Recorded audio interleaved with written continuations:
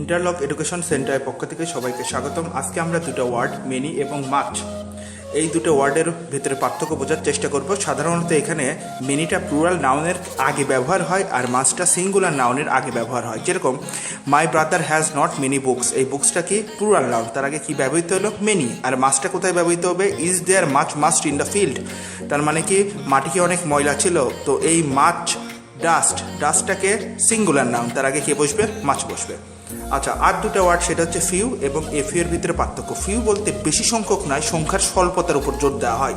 অর্থাৎ কোনো একটা সেন্টেন্সে যদি সংখ্যার স্বল্পতাটাই মূল বিষয় হয়ে থাকে তাহলে সেক্ষেত্রে ফিউ ওয়ার্ডটা ব্যবহৃত হবে। যেরকম although the question was easy, যদিও বা প্রশ্নটা সহজ ছিল, few boys were able to answer it, সামান্য কয়েকজন ছাত্র এটার উত্তর দিতে পেরেছিল। তো এখানে কারা উত্তর দিতে পেরেছিল? কত সংখ্যক? সামান্য কিছু। তার মানে এখানে কি হাইলাইট হচ্ছে? সামান্য সংখ্যাটা হাইলাইট হচ্ছে, এখানে কি ব্যবহৃত হবে? ফিউ। আচ্ছা, এ ফিউ মানে কি কমপক্ষে কিছু সংখ্যক, তার মানে অনেকগুলো আছে তার ভিতরে সামান্য কিছু সংখ্যক যদি হয় সেক্ষেত্রে এ ফিউ ব্যবহৃত হবে। যেরকম although the question was difficult, যদিও বা প্রশ্নটা কঠিন ছিল, a few boys was able to answer it, মানে সামান্য সংখ্যক কিছু ছাত্র উত্তরটা দিতে পারছে যদিও বা কোশ্চেনটা কঠিন ছিল।